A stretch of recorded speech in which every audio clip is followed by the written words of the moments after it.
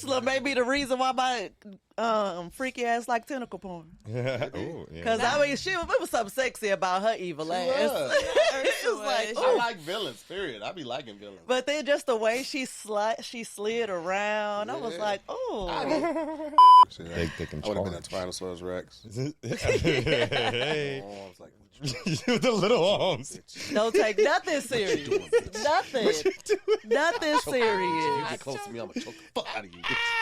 Your arms Come can't here, even touch. You ain't gonna choke nobody. You lucky I can't reach my arm out to grab you. But la like this. By the way, the MMF was amazing. It was just dicks. It was another pussy there, but she doesn't count. She was there, but not really. Not in my mind. Right. He was like, did you get compersion? I was like, honestly, I wasn't really paying attention. She was like, I got selfish. Too caught up in the moment. Anyway, what's good, y'all? Welcome back to another episode of Love Like This. I'm the one and only big dick bad bitch, Orlando Roy. Sitting across from me is my beautiful almost-to-be wife, the one and only Milah. Map, say hi, baby. Hi. That's a beautiful fucking intro. Big dick bad bitch is hilarious. That's my mark. Oh, you want to hear all my AKAs? No. Yes, you do. Watch this. It's actually an art. Okay. Ooh. Welcome back, everybody. I am Orlando Roy, a.k.a. Orlando, a.k.a. the Big Dick Bad Bitch, a.k.a. Thick Dick McNick, a.k.a. Don't make me laugh. I am the Big Dick Bad Bitch, a.k.a. Thick Dick McNick. I am the CEO of Ho, and I'm backpacking the circumcised Kraken. Yeah. I know. That's that face right there. I saw you. But you know what's crazy? The same shit that makes you do that now is the same shit that made him holler. Because you was like, I like that nigga. It was something about it at first. He was like, I like this confident nigga. When I met him, I said, he's weird. He's a weird one. And I still feel the same way. Yeah. But she's like, I'm going to fuck him. I guess I'll still give him some pussy. Somebody, it seemed to come highly recommended. So I got curious. I got curious. She got a sexy Yelp. She got a direct review from this girl that I used to be fucking with. And the girl was basically on some like, so I think he's trying to have a threesome right here, but you know he hasn't been fucking me in a while because he don't want to really commit. Basically, they were best friends, and she just snapped and went crazy on Milah on the first meeting of Milah. Like, I don't know what you're trying to do, but me and Orlando been fucking around, so I think he's trying to have a threesome. Milah was like, whoa. How did you just switch up on me like this? I'm going to find out what that dick do. That's basically what happened. And did. She was like, look, thanks for the invite. Thanks for the update. But no thanks. I'm going to get it on a different day. Right. But now that you mentioned it, I am going to get it. Get that dick from that weird ass nigga. Number 27 on the to-do. Get Orlando's dick. BDBB. Got it. A little strange, but seems okay. And we want to introduce some really good friends that I personally have just recently met since I came to LA, but we've been hanging out, we've been chilling. They have been entertaining and hilarious. Tahir and Farren Moore. Please give a round of applause. Yeah. Thank you. Thank you. From More to the Story podcast. So how y'all doing today? How y'all doing? How are y'all doing? I'm good. Yeah. Like, y'all, just being around y'all, it's always a good time. I'm falling in love. I'm happy with this has happened. I agree. I'm like, I can hang out with them. You know, it's so hard to find adult friends. And then also it's hard to find like couples that are cool because a lot of couples are not happy. So then you be around happy couples and then it just like, it's not a good combination. And also high energy couples because these niggas here have a lot of energy. What? Ooh, what gave it away? Oh, my stars. These two in particular. I mean, me and Farren are pretty high energy ourselves, but yes. Yeah. but I'm very chill. yeah. Look, I got sunglasses on. They don't get more chiller than that. I just realized My eyes is out. you a cool cat. You am. He's a cool Oh high my energy. God. Because I definitely went out with Tahir before, and Tahir was like, "Yeah, I'm gonna go to another spot. I'm gonna go see a friend. You want to come with?" And I was like, "All right, sure." By the time we leave that spot, so what happened was I know a DJ at this other spot that we can go to. So you down? I'm like, all right, fuck it. You know, after we leave this spot, I do know another friend. I'm gonna just stop by and say hi, maybe a drink or two. Accuracy. After we are done with that, I ain't done yet. After we are done with that, he goes, you know, back at the last spot we just left from. I think we need to go back there. Because I wanted to get us something to eat. I'm a good host. I said, hey, listen, if you're ready to go, I can get your car. I can send you back, but I got to make this one more stop. So if you want to roll, let's do it. Not Orlando, he's going. Not me, I'm going. Listen, look, we ain't going to wait in no lines. I don't do lines. Me neither. We're going to eat good. We're going to drink. We're I going do to good party. eating. Listen, we're going to have a good time, baby. He said, I do good eating. I do good eating. Listen, we ate good. You know what I'm saying? It was a good time, baby. Meanwhile, he went out. I was like, he going to be right back because ain't nothing going on in LA. It's so boring. I was like, whatever. He go out because you going to be right back home to mama. I was like, it's 2:30 in the morning. Where are these niggas at? Having fun without me. Right? The boys are out. Yeah. I'm so used to it. I just Farren has the biggest case of FOMO Oh. ever. Yeah, I don't like to be left out, but I'm used to being left out. She don't like to be left out, even if she got something else to do. She has a whole event that she'll be at. What you guys doing? We doing FaceTime me. Without me? You went without nigga, you at work, bro. You should have canceled or rescheduled to fit me. I agree, Farren. See, she gets it. I do, but I appreciate you guys. I appreciate our newfound double date friendships, and the bromance that's happening because men need friends. Men need real friends. It'd be hard to make friends as guys. I told you. I thought Orlando was trying to fuck. I do be treating my homeboys like I'm trying to be. Caribbean ass niggas be cooking for you, and you want to come? You hungry, my brother? You want to come I'm over? like, nah, nigga, let's go to Wingstop. He was a little concerned you was trying to fuck. You thought I you were was trying like, to fuck. You were trying to do like a couples, like a swinging thing. I thought he thought I was cute. And then when I found out he was just being a good friend, I was like a little bit like, bitch, I'm cute. You better be trying to fuck me.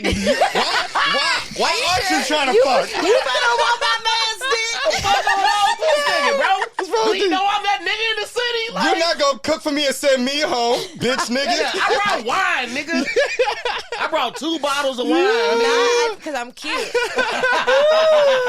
There's a reason there. Right. You know I don't cook with a shirt on, too. So I invite him and Duran over. Like, yeah, come over. We're going to cook. Chefing it up for them. Y'all boys hungry. Wait, he did bring his own salad. He's like, I'm on a diet. I'm eat this salad. I came back. I said, where'd your salad go? He said, he didn't eat that damn salad. You don't want that goddamn salad. I ate the salad, though. You smidged at the salad. You wasn't going to eat the salad like you thought you was going to eat the salad. I doubled back for the salad, though. Remember? When it was me, salad. you, and Duran, I doubled back for some more salad. When I got the re-up on the plate. But you ain't initially go for the salad. That was first of all, you made my plate. I was like, you wanted to show off his skills. Anyway. The point is. Bring up my shortcomings, nigga. Who raised this nigga, man? That's how you got to make friends, man. You got to court your friends. I court my friends like that. And when I was in Brooklyn, I was always asking my homeboys, like, yo, y'all want to go to the movies? You want to go to the movie? Like, we out. I be in the movie theater. I'm like, this nigga's always out. Across from me, you see one of my niggas. Bro, I learned how to be a better friend from Farren because I didn't court my friends. I impressed them, and then I became elusive. So, like, I wanted every time we hung out, it to be a thing. So, like, I would show you an amazing time, and then you wouldn't hear from me for like a month and a half.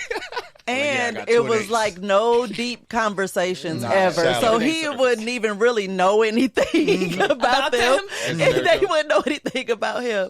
And oh my God, we bumped heads over that quite a bit.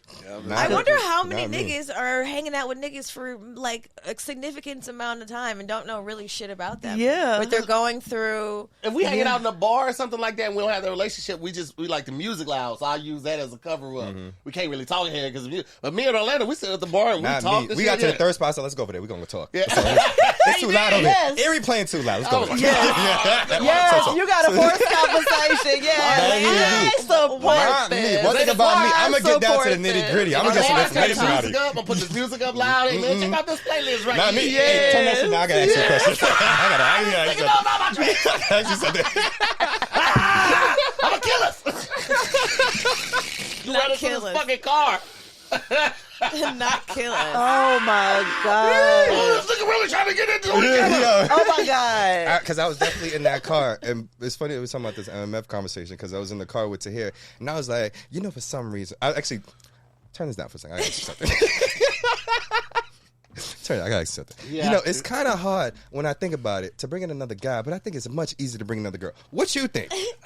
You're asking a big car conversation. This is a real thing. And I was like, all right, well, fuck it. I guess we're going to be friends for real.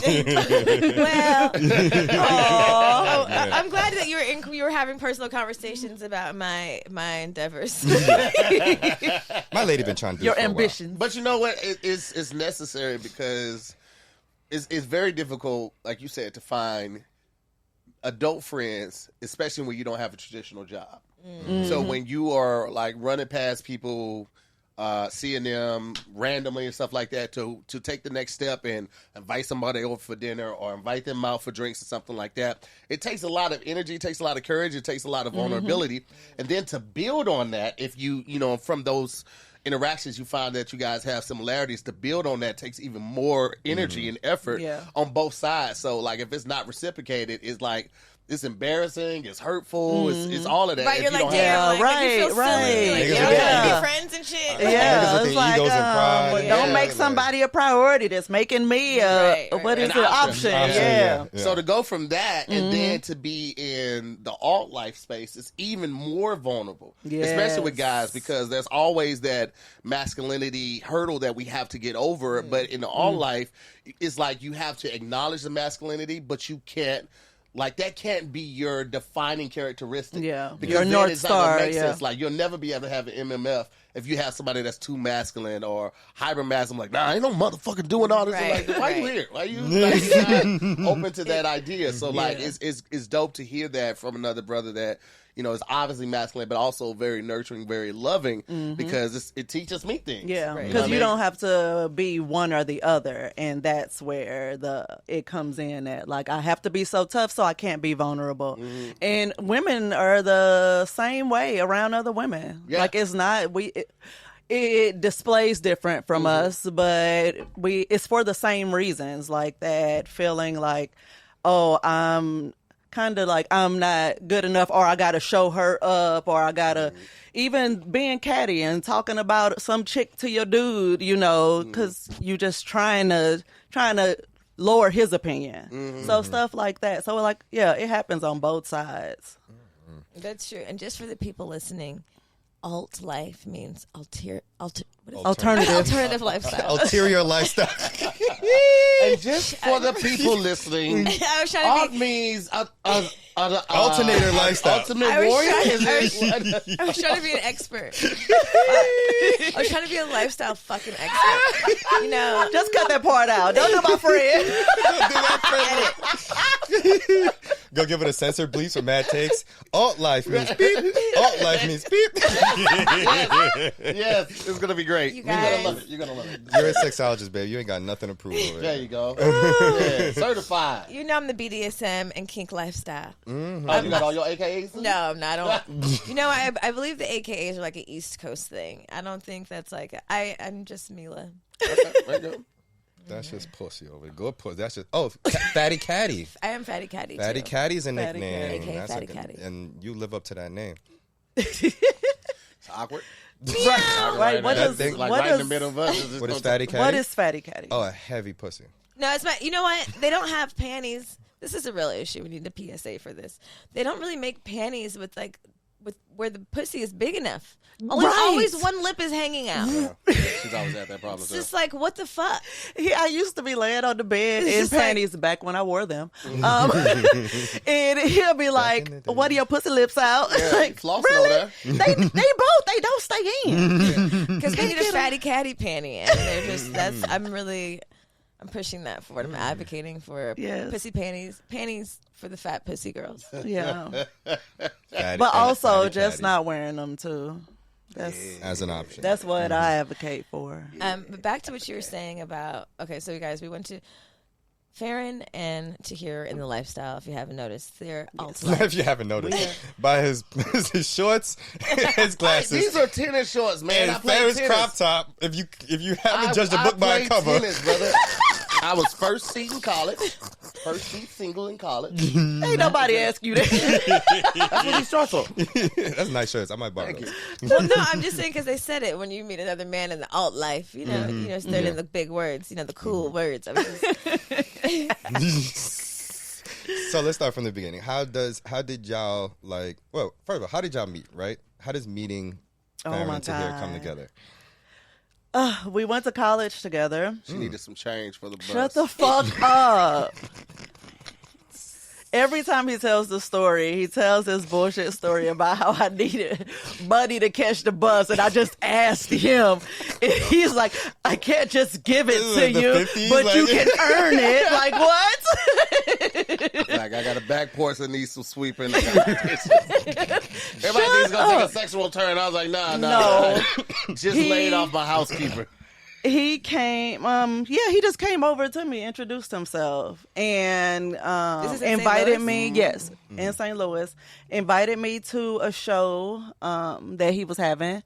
And a comedy show? Yeah. She didn't come? I did not go. And I was like, he won't even notice. So and then he saw me again. Hey, give me your, hey, take my number down. Call a real nigga. Yes. Right? Mm-hmm. She didn't call. I saw her again. I was like, give me your motherfucking number. Because a real nigga gonna call you. Right. She gave me the number. He called same day. That confident. Hello? Yeah, can I speak to Farren? No, Patrice. Who? Patrice, that's a middle name. Patrice. Who? Farren. I was like, did she give me a motherfucking house phone number? I was appalled. Gobsmacked. Oh, how dare she? Sir, I was catching the bus to school. You think I got a cell phone? In 2005? That was a luxury. So I had a lot of stuff. I had my own place, car, and all of that. So we started hanging out, and 2 weeks in, I was spitting nose wide. Yes. I just want to smell her. And so she was like, I need to talk. And I'm like, oh, she finna tell me she in love too. It's lit. It's up. It's got her. And she was like, 2 weeks in, she was like, I'm 2 months pregnant. Yep. Oh. Wow. Nice. And not about his... Nah, no. Okay. Obviously. So nice. Because some people miss the 2 weeks and 2 months. And his response, he was like, oh, okay. Well, that don't change the way I feel about you. Guess we having a baby. Wow. Yeah, I had already took care of another nigga's baby, so I was already pregnant. Oh, right. You told me about that. Right. I know just what to do. This is kind of my jam. Kind of my thing. You know what I'm saying? Catch it when they in need. Look like you need a father. You need a dad. And she was honest about it, so right. shit. Man, we hadn't even had sex yet at this point. Too. Oh, So wow. at this point, this 2 weeks in, we had hung out. You about to have a Jesus baby. No sex, straight baby. So you became sexually active in your relationship while you're pregnant. While I was pregnant. So did you have a relationship with the dad at all? No, so actually we split up before I even found out I was pregnant. Okay. And then it was like, shit, I don't feel like dealing with this nigga. So I was on the fence about whether or not I was going to terminate. And the only reason I waited as the 2 weeks to even tell him is because I was still in limbo, and it was like, okay, this is a decision I've made. So I need to tell him. So I need to tell him. So after that, told him, told my mom, told my aunt, and I was like, anybody else after that, you find out when the fuck you find out. You see the pictures. Facebook, shit like that. So, and did you expect him to be like, I'm done? I didn't. I was prepared for all of it. Like, I try not to ask questions that I'm not prepared to be disappointed in the answer. Right. So, I was fully prepared for it to go either way. And even after that, I'm like, he don't really understand what he's signing up for, because I don't even understand what the fuck I just signed up for. So I kept trying to push him away, and he was not having it. I hadn't hit yet. How about now? Don't take shit serious. I ain't seen that pussy like before I got up out of there. You know what I'm saying? That was going to be the determining factor. You said she was pussy. already funny, and she was cute. You know what I'm saying? I was like, hey, she checking these boxes like a motherfucker. I can see with the pussy head on that motherfucker pussy head like a motherfucker. I was like, what's it? I play to stay a little bit. Stepdaddy, yeah, I can do that.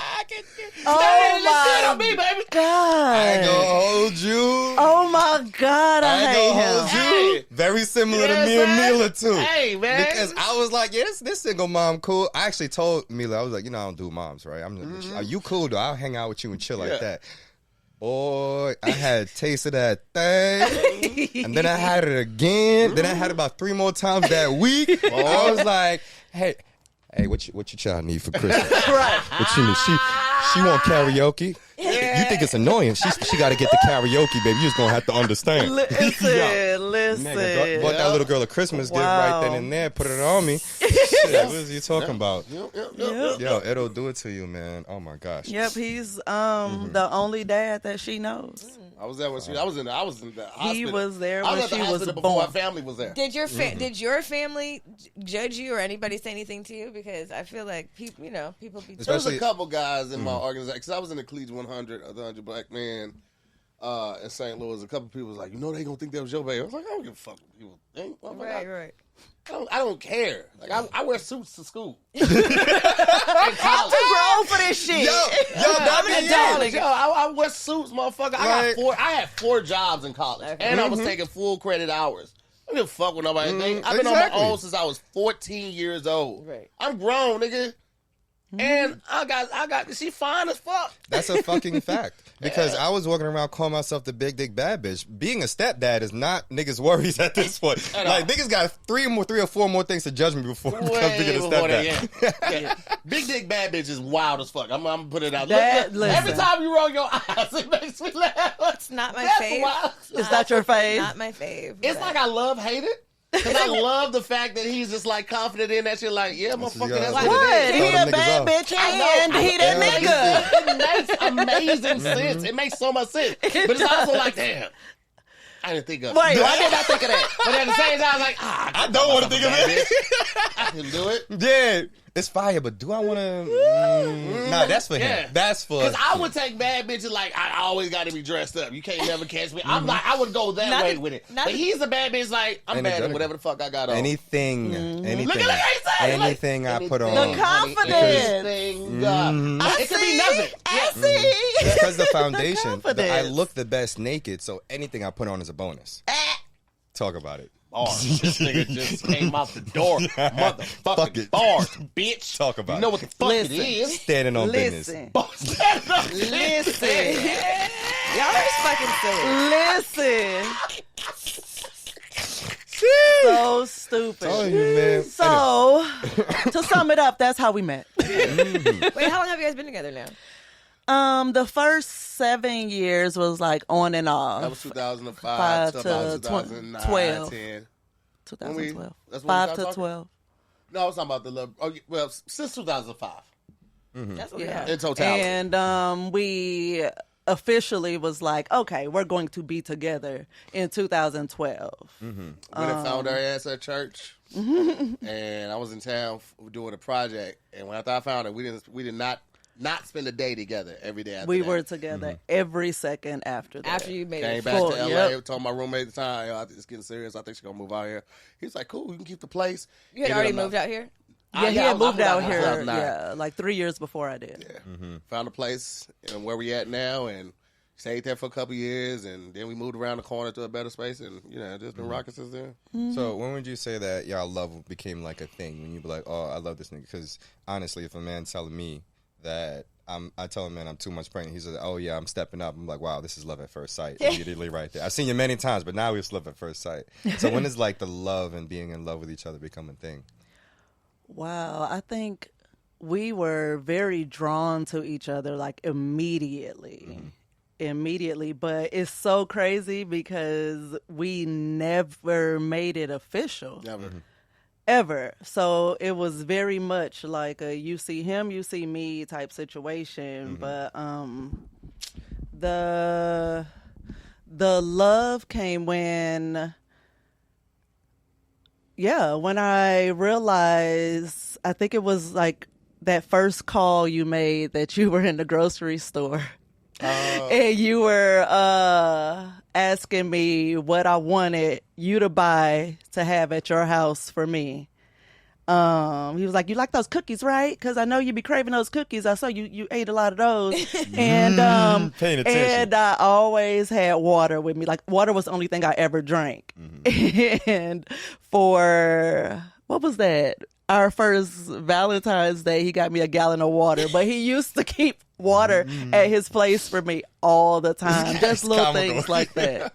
I got you water for water because I know how much you love some water. Baby. Yes, with a bow on it. It had a balloon on it. Yeah. Simple, but you listen. Right. That's sweet. Oh my goodness. What about you? Yeah. I was, like she said, we was always drawn to each other. I just really enjoyed the time we spent together. It was like it was when I was probably the happiest because I was going through I was dealing with a lot of shit at the time. This is shortly after I found out the kid wasn't mine, and so I was damaged goods. But around her, I felt enough. So it was just like I loved that feeling, and yeah, I gave her the keys to my car and my apartment because she would have a break in classes. So I was like, you just go to the crib and, rest and eat and all of that type of stuff. So it was definitely like an not an instant trust, but like an instant familiar feeling with the whole situation. She had me dancing at her pastor's wedding in a leotard to a fucking a Milah Ray. Leotard. It was a one piece.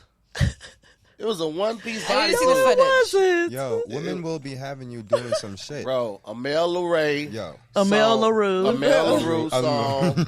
Dancing slow, interpretive dance, fluid motions, leg kicked out, and all of this type of shit at the church in front of this whole church and shit. Knowing I sell drugs, it was wild as fuck. Not the drug dealer doing lyrical You probably dance. sold to some of them. I probably did. Women will have you doing some shit. The first week I met Milah, I drove. So if anybody doesn't know the Valley. Oh, you told me about this. Yeah, I drove from one side of the Valley, North Hollywood, to Topanga, the other side of the Valley, to get ingredients to cook ackee and saltfish for Milah. The whole time I'm on the phone arguing with a girl that I'm dating back in New York, right? And she's like, "You're on Instagram. You showing up some bitch on Instagram nonstop. You keep calling me, telling me you're gonna tell me what's up." I keep texting this girl like, "Yo, it's lit over here. I'm having a great time in LA. I'm gonna hit you back and tell you the story." You keep calling me, telling me the story, and I keep going on Instagram and you're just taking pictures with some bitch, right? I thought you was going over there to do the podcast. I'm on the other phone like, why are you even acting like this? I'm chilling. It's a good time. It's sunny California. Hey, my brother, where the ackee at? She's like, are you cooking? I'm like, I'm just in the store. Yeah, and the saltfish too. Are you making this bitch dinner? Really? We got it. I'm on the phone like, we gotta eat. Niggas do gotta eat though. It made sense for my girl, in the moment. Wow. This is a testimony though. Like niggas know when they like someone and what they want. Bitches be like really chasing niggas and doing the most, improving yourself. And honestly, that is the worst. That's like the worst direction to go because that's how you just run into some shit you don't need. Trying to force niggas because even men know when they like some shit, and if they don't know, they're not mature enough to want it, and then let them go anyway. Even when I was single, I have never been a pressed bitch for a relationship. Like I'm almost like, stay away. I'm like, I'll be a hoe for life and I'll be fine. I have a long-term hoes. But I'm like, if I'm going to be in a relationship, you have to explicitly choose me and I have to like you, which are both two things that you rarely see. You know, like niggas acting right and also me liking you is like, it requires a lot to want to be around somebody. And it feel better and lighter and like it's actually fun and funny and I don't feel bored to death. So and many people I fuck but never want to hang around. Like okay. Just, oh my gosh. Shut the fuck up. Right. Or like do something. Boring as shit. Right. That's why you end up playing like you got some Uno cards or something like. Right? Or everybody tell us about yourself. Niggas going to sleep at 9. I'm like, oh, I can't do this for the rest of my life. I was like, hello. He went to bed at 8:30 3 nights in a row. He's old. I don't know. I think you got an early morning. Oh my goodness. I mean, one time, go at 6 a.m. runs. Shit. One time, this nigga I was dating. Oh, poor thing. We went to Palm Springs and we had done like some mushrooms or I don't know what the fuck we did. This nigga passes out on the concrete in front of like about to slide open the door, and I'm like holding his head, and I was like, and all I could think of was like, this is a liability. I was like, I don't have enough space for this. I already have a child. Right. He's obviously a little old. He's passed out. This is a liability. This is a lot for me. I was like, this is why I don't like niggas. It's too much. Oh God. I was like, I'm a bitch. I'm a bitch, and I probably don't deserve love. No.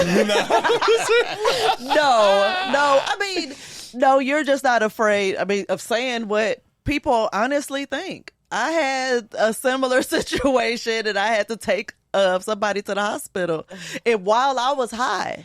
And I was like, it was not me, for the reference. The shit. It was not me. Like, if this goes south, the shit storm that would happen, like, I just need everything to be okay. I don't have time for this shit. I'm thinking about all the repercussions on me. Especially as a mom, like, I'm already worried about, I already have a human to care about. So it's just like, I have to really fuck with you to want to also extend my care. And that's why it has to be someone that has to really choose you. Like, I don't care about that. I don't care you're 2 months pregnant. I don't care about that. I'm moving in. Right. Hey, no, we're together. I'm like, oh man, it's really going hard right now. Oh, you're a single mom? Oh, great. I'm single. I'm a dad now. It's lit. It's up. I'm just like, stop going against yourself, ladies, by choosing niggas that are not choosing you. Yes, niggas know, though. I will say niggas know. We know. Women be knowing, too, that we just don't be trusting ourselves. No, and also, him being a nice guy is not enough. It's not enough. It's not enough. If he could be a nice guy and not be your nigga, and that's fine. He could be still boring. Stop trying to force nice niggas to be your nigga because you think the niggas are slim pickings. They are, but the more you think that, the more they will be slim pickings. Yeah, slim pickings. The right. same nigga isn't always the best bet either. I know some women are typically drawn to safety because that provides shelter, it provides security, it provides stability, but it also provides going to bed at 8 o'clock, 9 o'clock. It will also resentment. And you like, I want to go out. Don't you want to go out? I'm like, no. We got 5,000 thread count sheets in there. I'm gonna get in these wickering sheets and watch this goddamn 2020. I got a 6 a.m. run, bitch. You gotta be clear about what your needs are in a relationship. You do. There's 4 wild ass niggas up here right now because we belong together. You two and us, these 4 people. You, yes, nigga. So you're wild. Oh my God. I say all the time, especially being in the lifestyle when we're coming across people who aren't in it. I'm not trying to sell you on it or we ain't trying to pitch. Force it or anything. Right. It's more so about explaining Yeah. and teaching, because a lot of people, when you don't know something about something, you automatically, for the most part, go to the extremes of it. People hear lifestyle, I'm like, oh, you just fucking everybody. Right. When we came out and told people, it was like, oh, you've been wanting to fuck me this whole time. Somebody to hear it. I brought it up to say, like, if somebody doesn't get it or it's not their thing, then that's fine. I'm not trying to force anything on you. I'm not trying to force the situation, because guess what? There's other people who will willingly do it. And that's to your point of stop trying to force people who don't fit you to be with you. It's like, no, if they ain't fitting what you need, then they ain't for you. Like, find somebody else. Like, I'm just with you. I ain't never been pressed. Never. And honestly, I think a part of it is people don't feel comfortable being themselves. Yeah. Especially women. Like, it hasn't been safe to be like free in your fantasies, free, even in insecurities, and be like, I need reassurance. Or, like, these are the things that I need and want. Or like, I do have a fantasy of getting fucked by 2 men. What do you think? Like, usually that means they're not going to fuck with you anymore because now you're a slut. But like, then you're not my person. You're out. God damn it! Right? Why'd you ruin it? I definitely, right after we got engaged, like went in on a even deeper, like, I need you to really know what you signed up for, because we were only officially a couple for a few months before we got engaged. Oh, okay. Yeah. So walk me through that. When did you guys get engaged and get married, and how long had you known each other at that point? By the time we got married, it had been 8 years. Okay. So she moved out June 2nd or 3rd? 2nd. June 2nd. Proposed July 27th. Married March 17th. Oh, shit. Yeah. Yeah. So after that point, after you like we're official, you moved out, then it was a wrap. I wasn't moving her out to be no girlfriend. Right. I knew how important family was to her. Like, family is everything to her. And at that point, when she moved, it was you guys known each other 8 years, and you had been living in LA for 3. This is when, like, right after we had reconnected. I think January, like 8th. Right after the New Year. Found her. We was together that whole time. So I went back to LA, told my roommate and all that shit. Flew back out there. Told her my roommate was down, we're moving. Started looking for an apartment. She came out, checked out the apartment that we first moved into. She went back home to get everything together. She flew out. I was like, I had already talked to her family about like ring sizes and all of that. So I waited to my 10-year high school reunion. Went to that. I was the class president, so I had put everything together. Got the band and the singers and all of that. They sang our favorite song. Proposed right then. Boom. Started planning for the wedding. My sister got us a wedding planner because we did the wedding in St. Louis. We were already living in L.A. So when we flew to town, everything was already set. We spent the whole day taking pictures because I had booked the photographer the whole day. And then we did the wedding, did a wishing well, give us money, don't give us no gifts. Flew back to L.A., went straight to the honeymoon. It was just like that. Actually went straight to your audition. Oh, yeah, I had audition. Ladies and gentlemen, a real man. A real nigga. You know, did that whole shit for $5,000. Yep. Everything. Flights included, dress included, Yep. everything. Damn. I called in every fucking favor. The most expensive thing was a photographer. It was $1,000. Everything else I got hookups from hella. Resourceful. Flights for free, Listen. all that type of Resourceful. Listen. Absolutely. Talk I about love a it. resourceful man. Yeah, Right? right you do. Yeah, Listen. Because LA is expensive, you heard? Which is why we live in St. Louis. Right. We're back to the crib. It was Right. like, give us money. Give us money. And I had vlogged the whole thing, so I was recording, like, this is the ring. We got this room specifically. It's got the jacuzzi in the room. Oh, yeah. I vlogged the whole. It's actually on YouTube. So, yeah, gonna it look was, at it was dope. We need to do a what do you call those things? A reaction video. So how did you my guys goodness. end up getting into the lifestyle? How was that conversation, and how long have you been in it since being married? So, brought the it up. part of the story Me I too. was about to tell. No, I didn't. After we got engaged that night, I told him that, I'm attracted to women. I've had a threesome.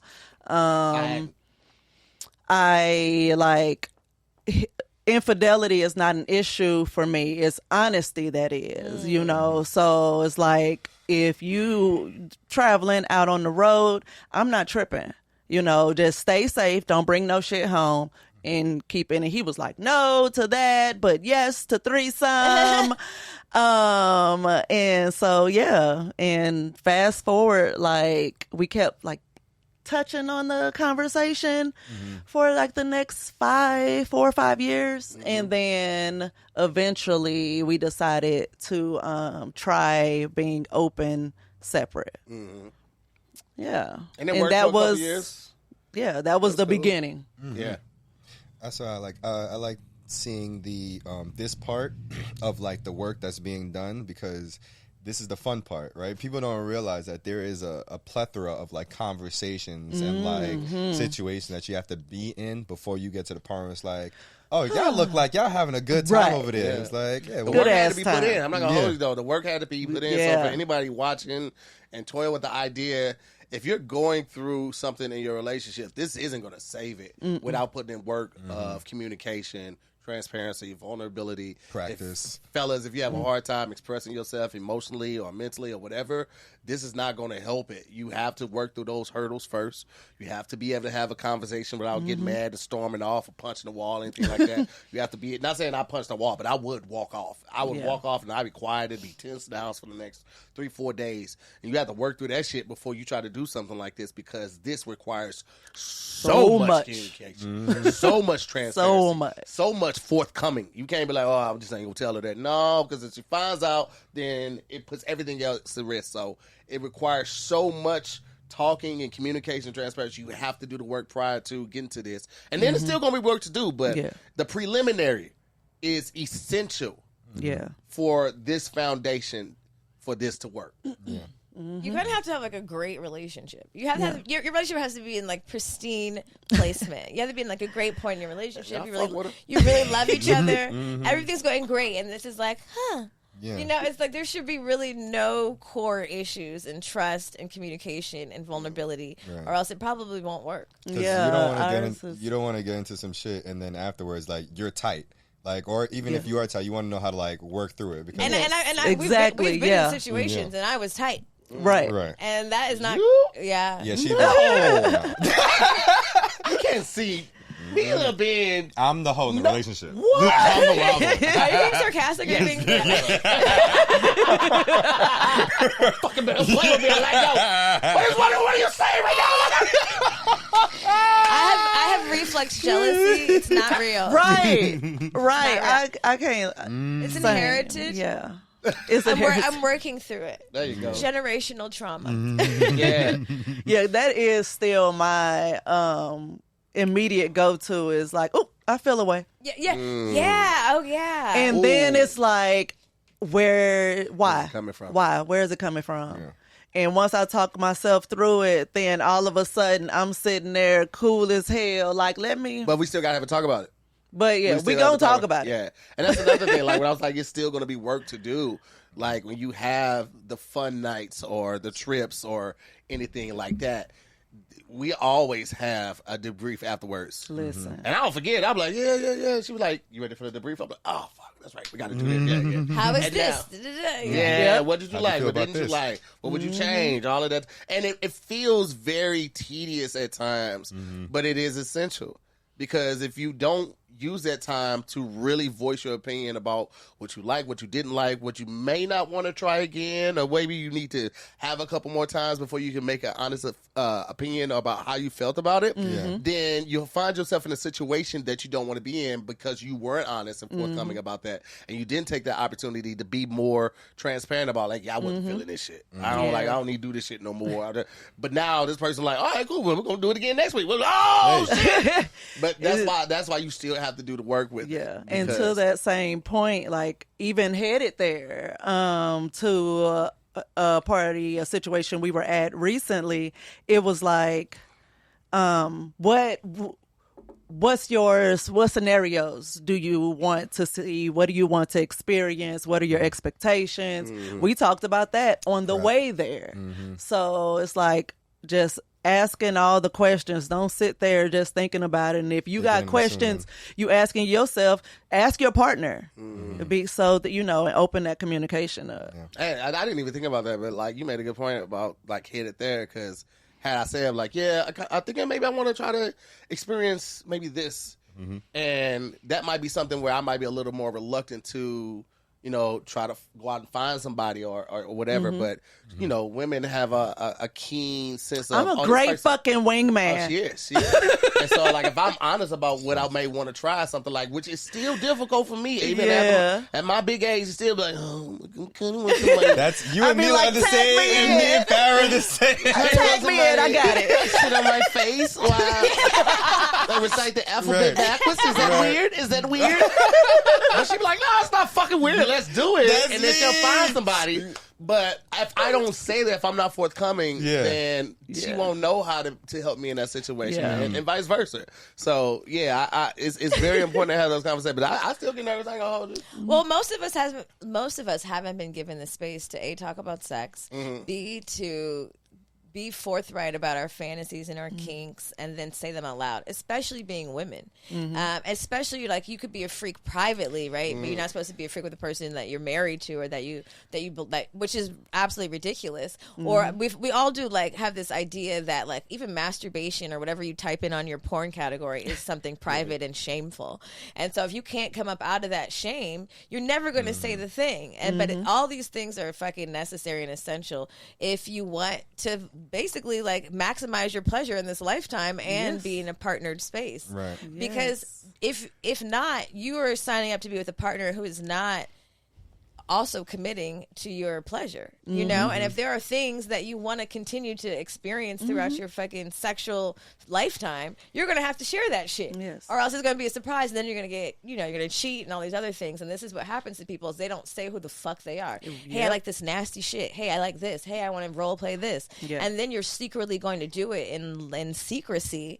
But then it isn't really, then you get caught and you're like, who the fuck are you? Yeah. No one even, an easier way. Yeah. Like I a couple things I was laughing at. First of all, Say the Thing is a video that people are using the intro of, and it's a white chick. She's like, say the thing. Just say the thing, right? Yeah. And when you said say the thing, I was like, use the fucking search bar on porn sites. It makes it so much easier. Oh, like, this is what I like. POV, creamy, BBW. Yep. All of that. I always use the search bar. That just go through the fucking thing. Oh, they'll fuck click no. the automated one. I look up specific things. And then there's like one thing that comes up on the search. You're like, too specific. Okay. I go down to like the quality of the video and the length of it. So I utilize the space bar, then I use the subcategories.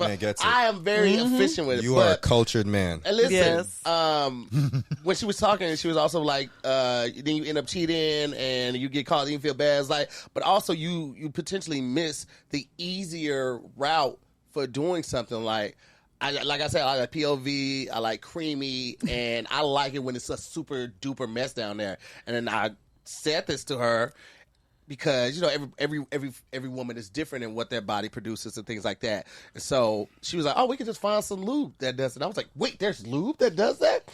There's easy creamy lube. Fix to something. Now it's not like, oh, man, I got to find somebody that's creamy to potentially play with. And now that's a weird question. Yeah. So Aquarius, how cream do you? You know what I mean? So, but like, it's such an easy fix. Sometimes it just takes like being open and honest and transparent about what you like, what are your kinks.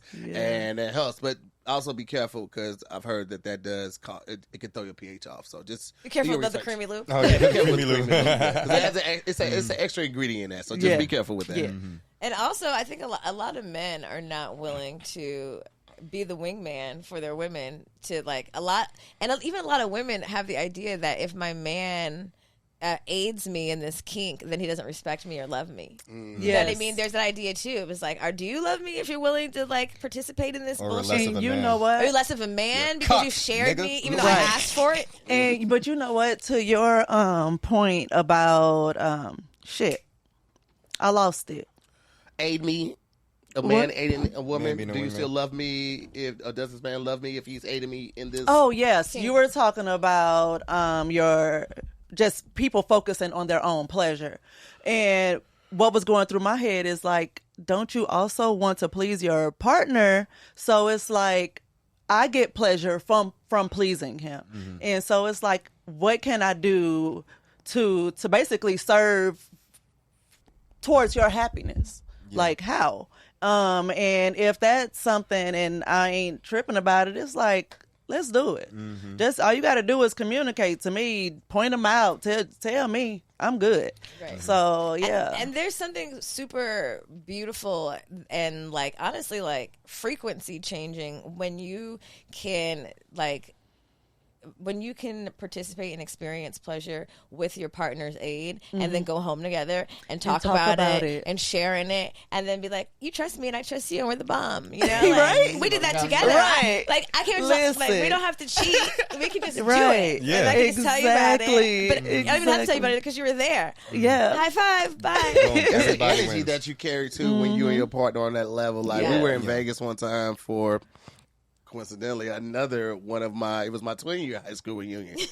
And we're at a pool party. You know, we had got a cabana. It's me and a couple of my former classmates and friends there. So me and Farren are just being us. And this chick walks up to me. She was like, that's your wife right there?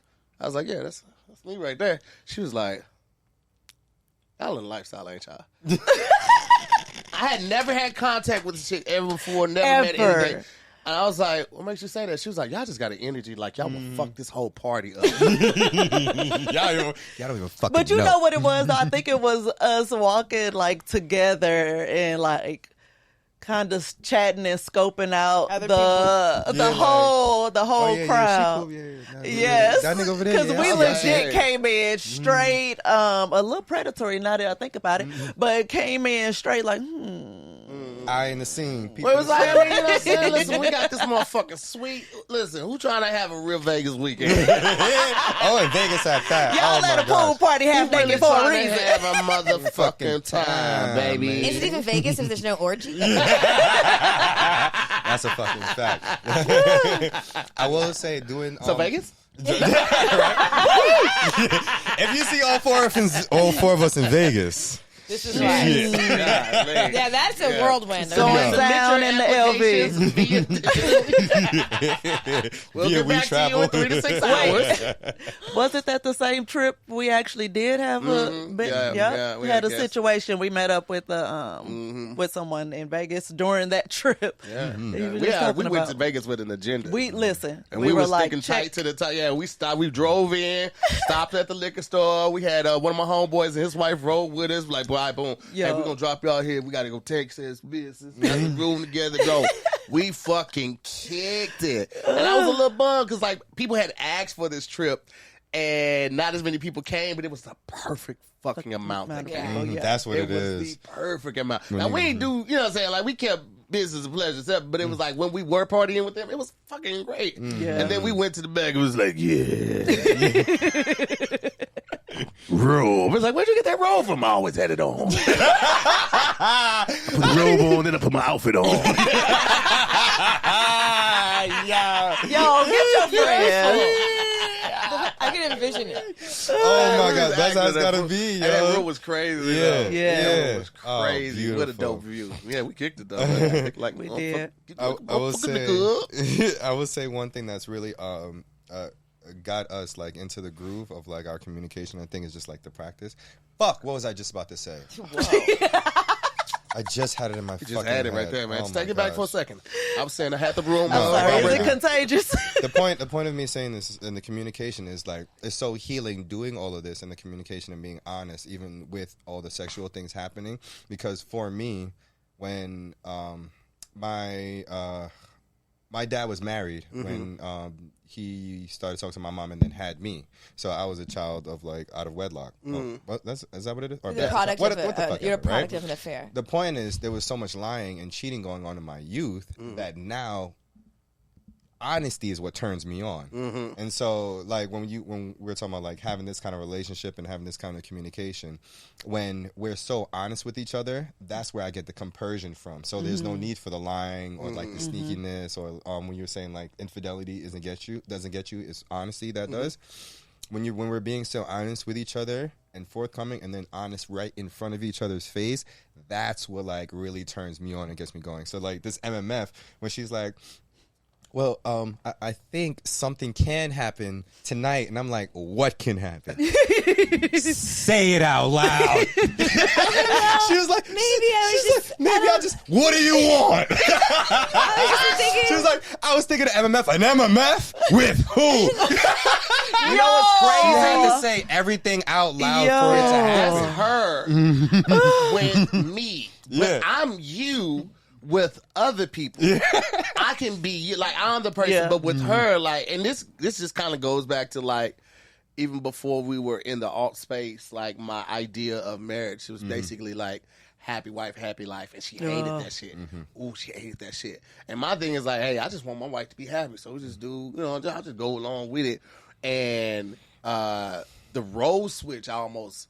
Like I let her be dominant because I don't want no problem at the crib. I just want to be able to go to fuck to sleep with everybody. I already go to fuck to sleep. Like I don't want no problem. Now outside the world, man, fuck you. But at home, like, yes, ma'am, every life. Because I don't want to, like, this is my life partner. And so, like, it's taking some, like, that's why I say, like, sometimes it's still, like, kind of, like, awkward with me saying, I just want somebody to sit on my face. Like, you know what I'm saying? But real quick before I leave, you mind if, you know what I mean? Because it's still like there are those moments when I still struggle with that. So it's good to see that it can still be both sides and that I'm not the only one in that situation. And it gets kind of fun and like in a very masculine dominant type of way.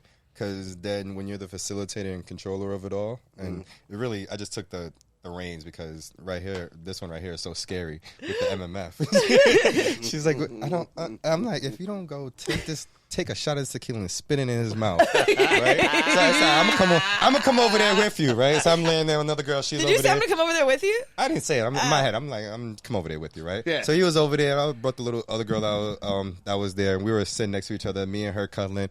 And then I gave like Milah space because she's tiny, so I gave her space to like come in, and she just does the takes a shot and it spits in his mouth and makes out with him. And I'm like, here you go, baby. I didn't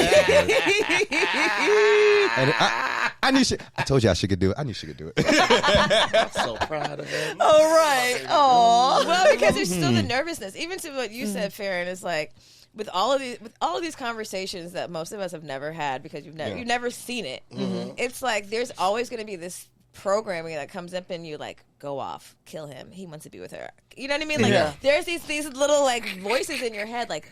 Don't like he doesn't really mean that. You know what I mean? So you have to actively be like, okay, do I care about this? Does this mean we don't love each other? Does this mean we're not going to be together? Does this mean we're not? Right. What do these things actually mean? Now, let me ask you this because that brings a good point. Like in that moment, when you're in that moment, like if he was right here with someone and he's talking that shit, like, damn, this pussy's so good, whatever, boom, boom, and you're earshot or close, and he like reaches back and like just that touch, is that reassuring enough, or do you have to work that through on your own in your own head, or can that touch be? Will that suffice? I mean, I appreciate a reassuring touch always, but I do think that if we're that far in it, at that point, I've already gone through the thoughts. Yeah. I mean, but like I said, we've been in positions where things have got popping and I've changed my mind and I didn't say anything. I mean, I did say something, but like I didn't leave the situation and like I had to like really come to terms with me and me. And that's really what people fail to realize is like at the end of the day, what is your dialogue with yourself? And most of us are not in dialogue with ourselves enough to really to work through all of the things because most of the issue is not with someone else. The issues are you. Yeah. What is it that you think is going to happen? And generally in situations, lifestyle situations, when you're opening your relationship up in any capacity, whether they're there or not, is like, is this person going to leave me? That's literally usually the bottom basis of the fear. Yep. Are you going to fall in love with this new pussy so much and then you're going to be fucking me thinking about this new bitch? And so most people just close that door immediately and say, that's not even going to be an option.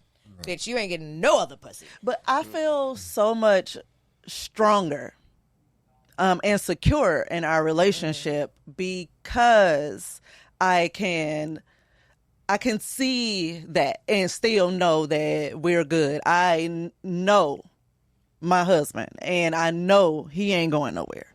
Yeah. So it's like this is just something that makes him happy. Like, shit, riding a roller coaster. Like, is he going to leave me for the fucking roller coaster?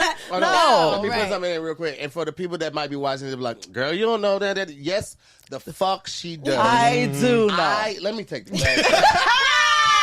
Let him know, man. I will never. That's your camera right there. Ever find another her. I don't want to. I don't have any fucking inclination to. There will never be another her, and that seat will never be filled. If for any reason it didn't work out, be on the fucking lookout because I'm on the prowl. I will never fucking settle down again. There are no redos. There are no, this time to be different. Ain't none of that shit going down. It's her or bust. So if we meet and you think, I'm going to take, no, the fuck you're not. You're never going to. Yeah. It's not what I want. I don't give a fuck about nobody's birthday. I don't give a fuck about another favorite color. I'm not interested in meeting your friends or your family. I'm not doing any of that shit ever fucking again. I have a family. I know her favorite color. I know what she likes. It took years to get this. I am not starting for fucking not scratch. Doing that shit again. Ever again. It will never happen. Just so y'all know. Yo. Parallel conversation. And you know what the funny thing about reassurance? I give reassurance like an annoyed Jamaican man, right? So it's like, if you don't get the fuck out my face and go over there and suck that dick and leave me alone. If you don't go have that MMF you've been talking about fucking months, leave me alone. Go fuck him. If you're gonna go do it, your thing say about it, go and go do it. Go ahead and do it. You've been talking about this shit. Go ahead. Let me see if you're going to do it. That's my reinsurance. Prove it. Get it on tape. Let me see. You know the shit I like. Right? And so eat that shit, eat the alphabet soup. Like, alphabet soup, sir. Look at my big girl. I knew you could. I guess she is bad. I guess she really bought it. I was talking too much shit. Now look at her. Stupid. Made a monster. Yeah. I really did make a monster too, because afterwards she started to get like out of her mind, and she was like, there was somebody else. I was like, hold on, slow down. She was like, but let's do this one without that added person. I was thinking about somebody else.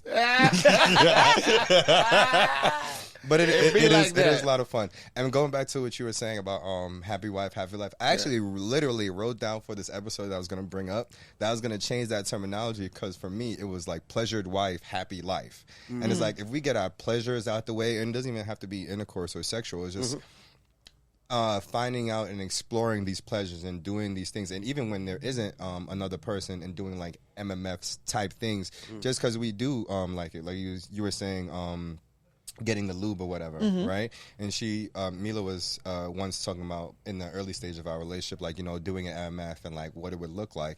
And so when we would have her toys, we would just do like MMF type things, and she would mention the things that she's like. So like, just knowing, like, there's practice in coming, right? I said we did a simulation. simulation. Yes, a lot of simulation. There are a lot of simulations that had to happen before the real thing. Like, it was like drills, like go, sexy.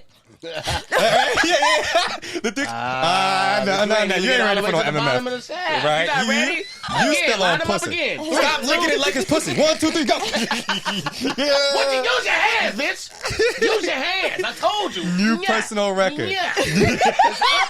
You just twisted. We're not trying to do an Indian burn, but up twist. Jesus. Let me know when you're ready to take it serious. Right? You're not ready yet. Exactly. You're not. Oh my God. But those simulations are really what it is, and it's great because our way of like keeping this shit like fun in our relationship is role playing anyway.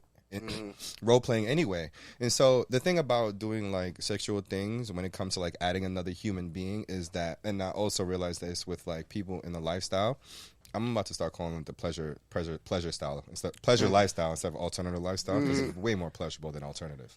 But the thing about finding out all these pleasures is you find out what works for y'all. It's not a matter of like when you said earlier, people just think like, oh, y'all just fucking everybody. It's like, no, actually, smaller, intimate spaces work for us, not necessarily play parties. We'll do like little things, but it's just not our thing. Like having our own thing in a space where shit is bright, colorful, or whatever, with cool people. Because I think, like, I don't know for Milah separately, but for me, I can go into it. Like, I could see somebody and we could just fuck without even knowing each other.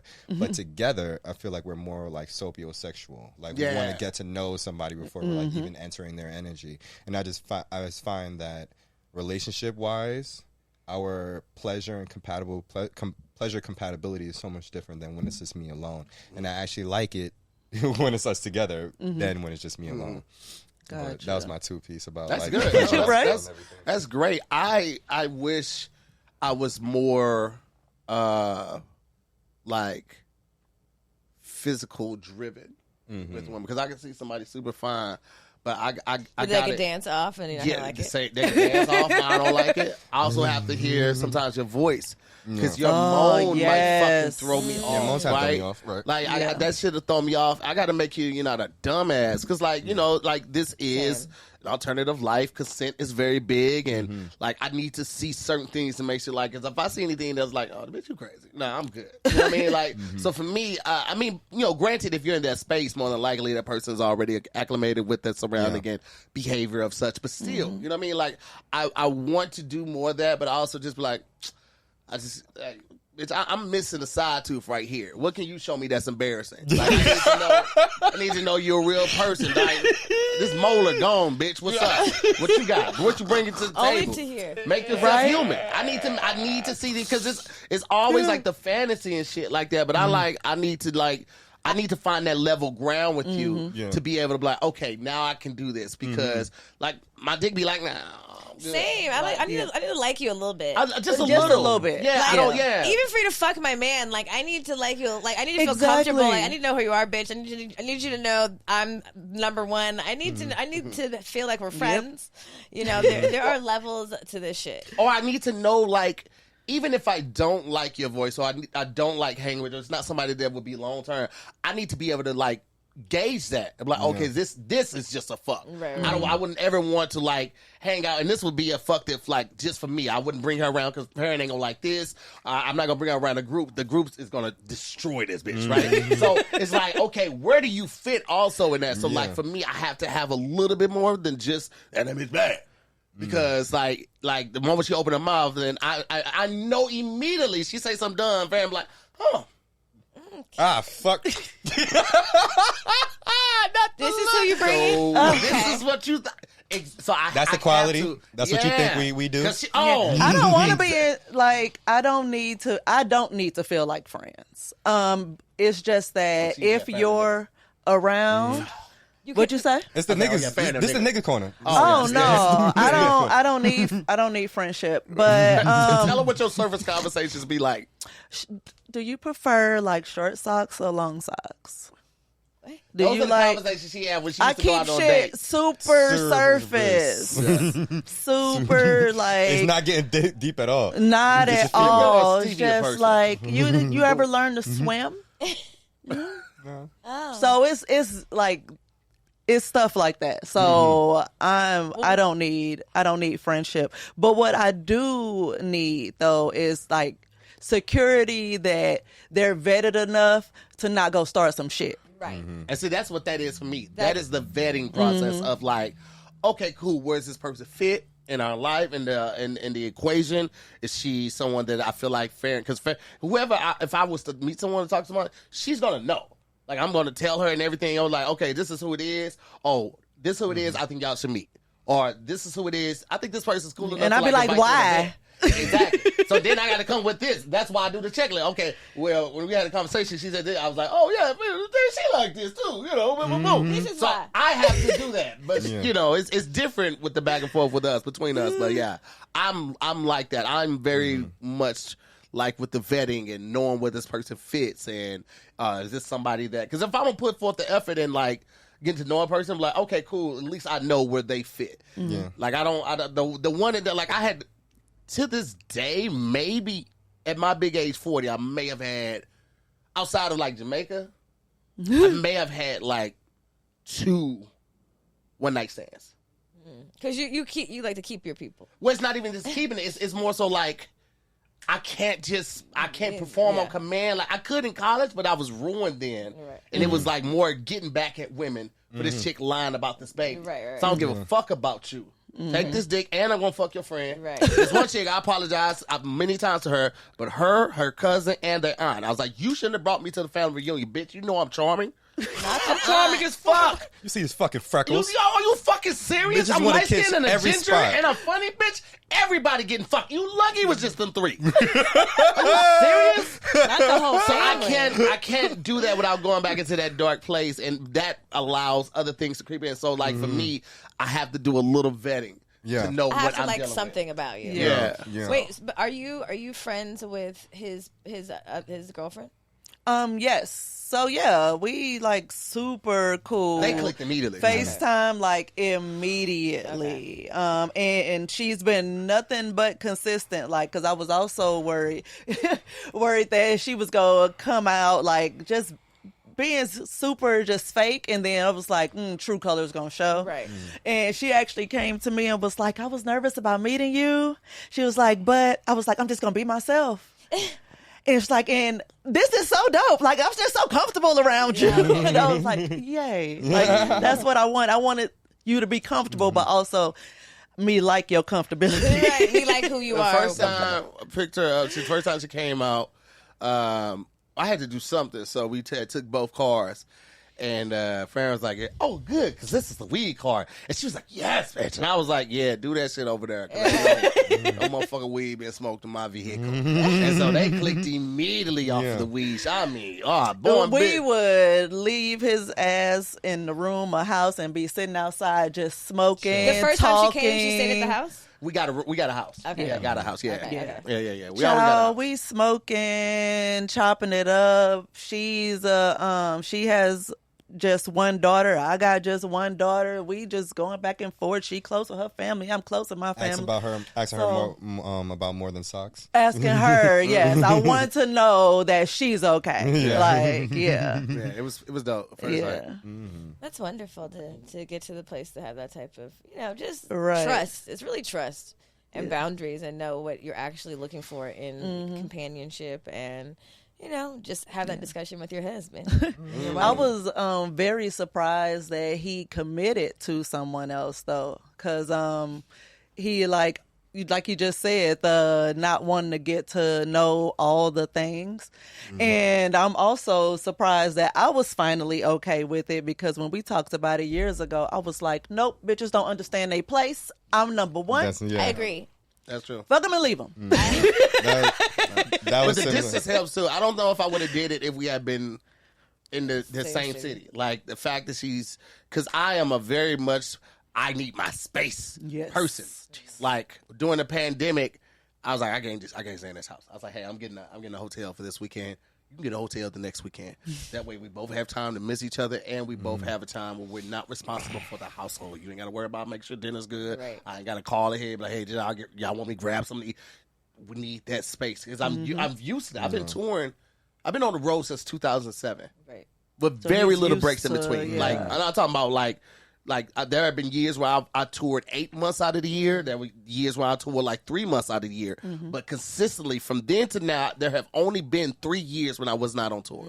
So I'm used to fucking having at least a hotel room to myself at some point. And I need that shit. Like, that's how I decompress. That's how I think about stuff. And it's hard to do sometimes when I'm at home, because there's such a, like you said, our energy is very much like, and when I'm not reciprocating, it's like, why you hate me? Yeah, when I'm calm in the house and I'm not jokey, everybody's like, this nigga tight. Right. And it's like, no, this is just how I process. And sometimes, like when I'm going through something, things take longer to process, things take longer to deal with. And so moving myself to a different space makes it easier for me to process that faster. Because I don't have to keep stalking. Like, no, y'all are good. I'm okay. I got to do this. When I got to break that concentration to deal with that, to make sure that y'all are good, it messes with me. And it prolongs the process too. So, I need that space. And also how keeping that space and having, I guess, your personal life, like not you and Farren, but you yourself comfortable, then it makes it easier to live the pleasure lifestyle, because you've got your own boundaries aside from pleasure, aside from sex, that makes you comfortable and happy. And then when it comes to doing the pleasurable stuff, it's like, oh, I had a whole weekend away from you. I'm ready to threesome you now, baby. It's up.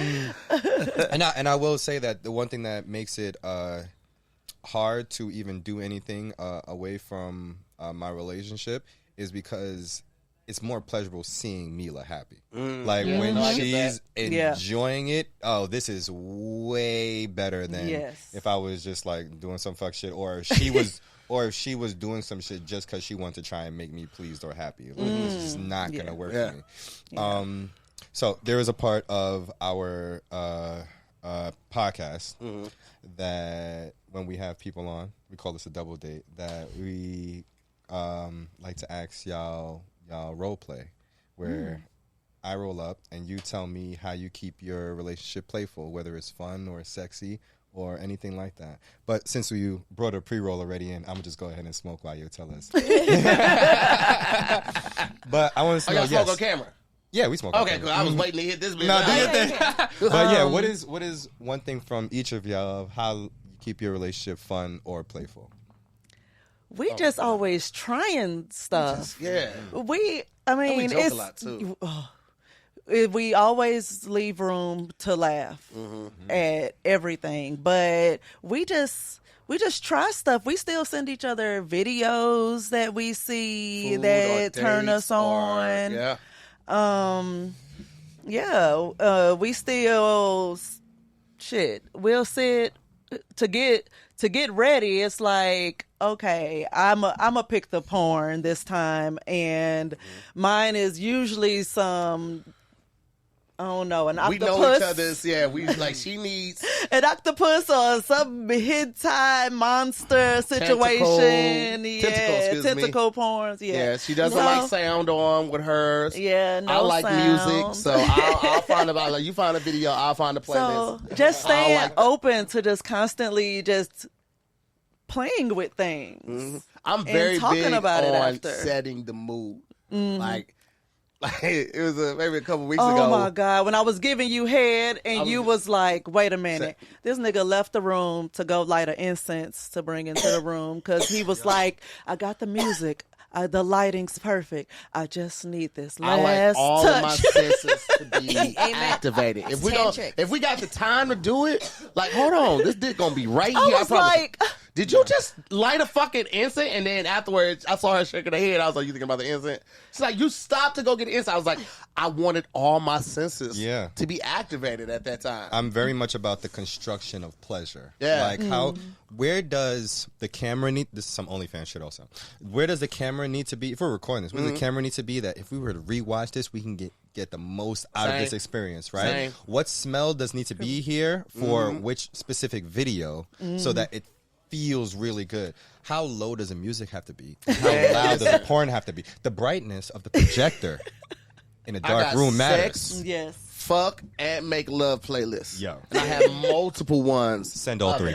Send all of it. I got like, all right, this is a good vibe to get some shit going playlist because it's slow, but it's not just talking about fucking. It's just talking about chilling and relaxing, and it makes people comfortable. So whereas you might be sitting on a chair like this or the couch like this music just encourages this, right? So now you're open to somebody sitting next to you. Versus you feel standoffish. You're blocking any type of interaction. You're keeping your energy to yourself. You don't want department stores use that same technique. Right. So I'm very big on like setting the mood, like you say, the constructive. That's why I didn't even get like offended or upset. It was just like classic you. You know your like, husband. It was a very him thing to do. I'm very intentional. Like go get the towel or get the blanket. Yeah. Get the blanket. It's gonna be a Luby situation. Yo, for real. Luby on Tubi. Setting is important. What'd you say? Setting is important. But I don't think there's any one thing. The one thing that we did that really was pivotal for us was going to hedonism. Oh man, that was pivotal, and like just taking our communication to a whole new level. Vacations in general was a big thing for me because I didn't vacation as a kid. I love working. Oh my God, I work myself to the grave. Like 90 years old, still doing what I love to do because I love to do what I do. And so for me, it was like, take time off. Like the first one we did was like, as soon as we had moved into our new place, a week later or maybe 5 days later, we went to an Airbnb out in the desert. And I'm like, why are we going here? Why are we spending this money again? She was like, to get you away from everything and put you in a different environment to relax.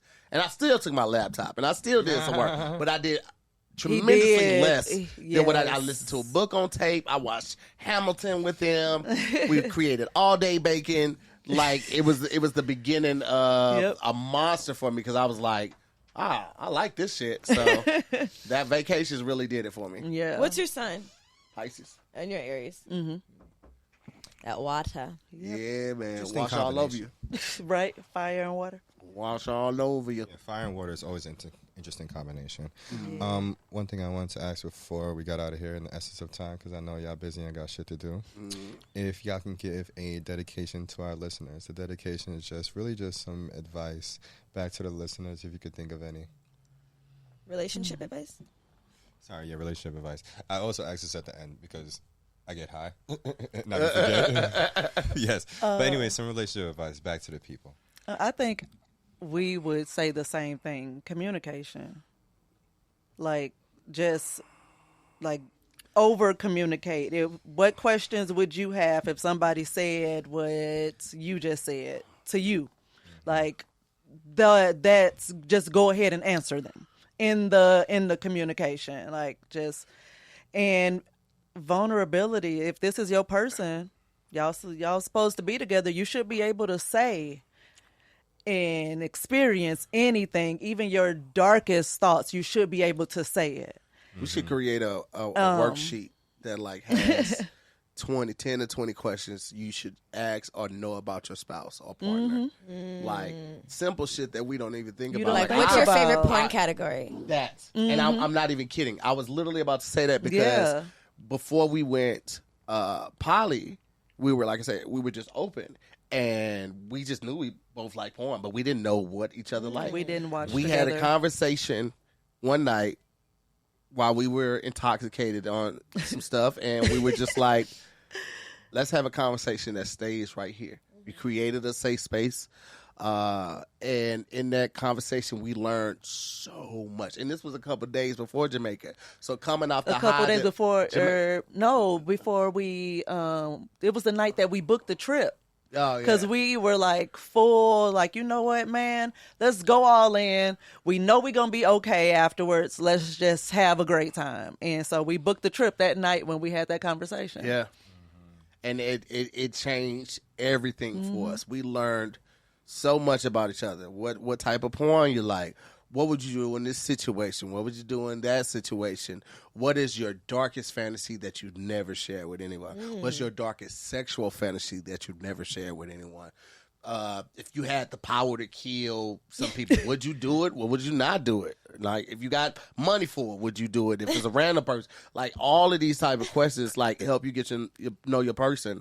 And fellas, I would say this: be honest about what makes you anxious in conversations or leading up to conversations. I know the running joke is like, we need to talk, or call me immediately. Like, those things just create anxiousness in guys. Alarm. So like verbalize that. Be like, hey, when you do this, it makes me feel a certain way. And then explore why it makes you feel that way. And then if it still makes you... how you can change it to still get... to lower that alarm, that urgency that you feel, like, because that's what we had to do. Because I would always be like, we need to talk, or I want to talk later, or whatever, and he would just I call her immediately. What's up?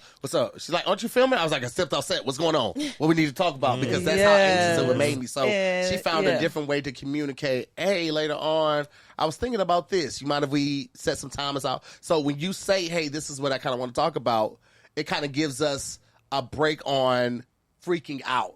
Because, okay, this. And a lot of times it would just be some regular shit. Hey, I was thinking about trying out this food delivery system.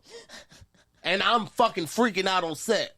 Like, what the fuck happened? What's going on? Creating all of these false narratives and all of these unrealistic conversations in my head because I'm just searching for it. Because, guys, we try to solve the problem. You know what I'm saying? That's why a lot of ladies talk to ladies. They don't talk to guys because guys are fucking fixing. We're like, what did you think about this? Have you tried this? And that's why our mind immediately goes to when we see those words. So yeah, and even to that point, when he gets like that, I'd be like, I don't need you to fix it. I just need to bitch right now. That's what I need to be told. And he'd be like, oh, okay, I'm going to shut the fuck up. Like, thank you. Relax.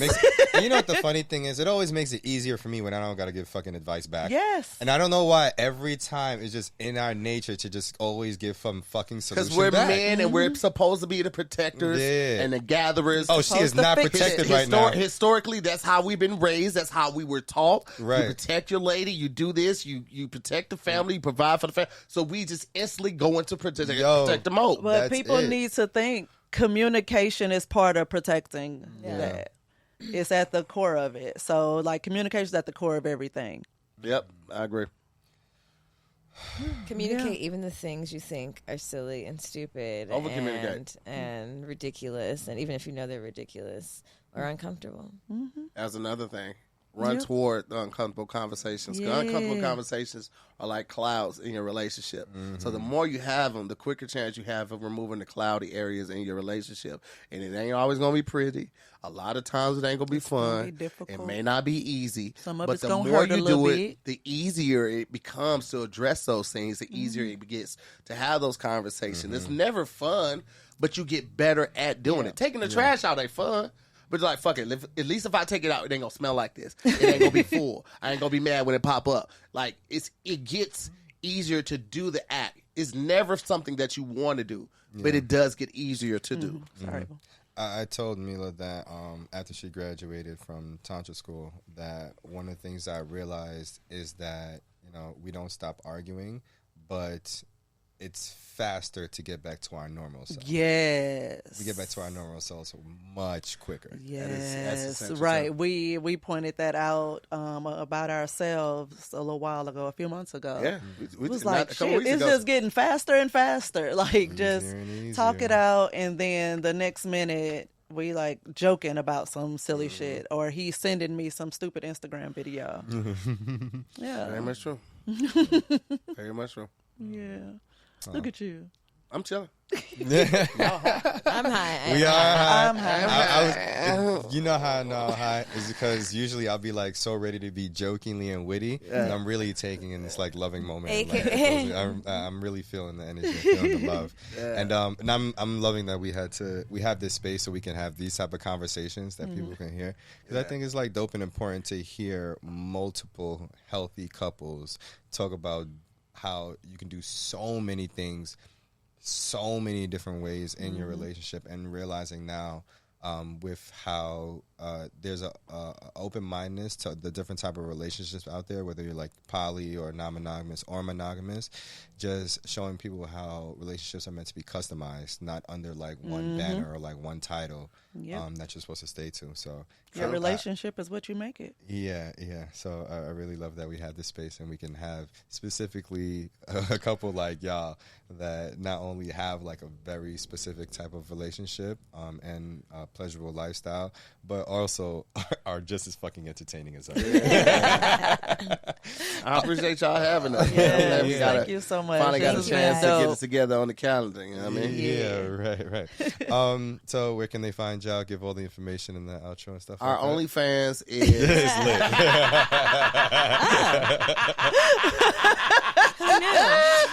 Yo, we considered that shit for real. Yeah, that would have perked us That up. one month in 2020. Listen, if I didn't have so many notable tattoos, we probably would have done it. Right, those freckles, I'd be like, that's Tahir's Nah, we would never put our faces in, but like I got tattoos on the leg wrist freckles, though, and my the brother. neck. That's I everywhere. got matching tattoos and shit. Right. Yeah, multiple ones. Now 3. Yeah. Wait, it's 3? Yeah. Oh shit, it is 3. Yeah, we have 3 matching tattoos. Oh, nice. Yeah. One is a heart, but it looks like a blood drop. So. Oh, here we go. Yeah. Where can they find you? Sorry, we both have YouTube like, you guys pages. have You that can too? find. You're high. I was like, wow, I thought we were so unique. Oh my god! Just search our names, everything will come up. Yes, on YouTube, Farren Moore, Tahir Moore. And everywhere else is just to hear more. Oh my gosh. Listen, find us everywhere. This is Love Like This Lovecast. We're also on Instagram as Hoochie Mom and Dad. I am WH_Orlando Roy. That is Milah_Map. That's 2 P's for you. Thank y'all for coming. This is our second ever double date episode, so I really appreciate y'all. This is fucking fantastic. Dope. Thank y'all for listening to Love Like This Lovecast, the before, during, and after of falling in love. Oh. But la like this.